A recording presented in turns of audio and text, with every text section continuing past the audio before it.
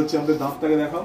এই তলায় সিস্ট হয়ে গেছিল, দাঁতটা মাঝখানে পুরো ক্যাভিটি হয়ে গেছিল, রোগ কেন করা যায়নি, খুলে দিতে হলো। তো ম্যাডাম খুব ভয় পেয়েছিলেন, খুব ব্যথা লাগবে, কষ্ট হবে।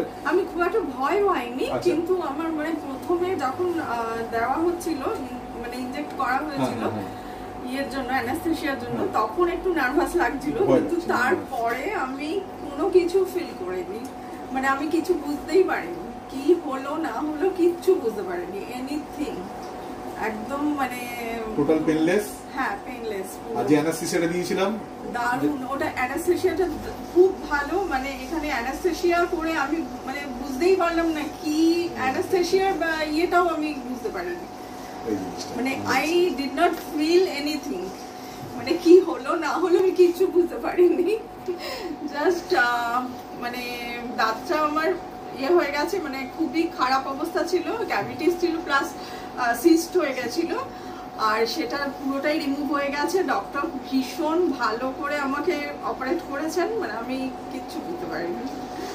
আর ছায়া ডেন্টালে এসে আমি ওই জন্য খুবই স্যাটিসফাইড। আমি কোনো কিছু অসুবিধা হলে আমি এখানেই আসবো। Thank you, thank you doctor.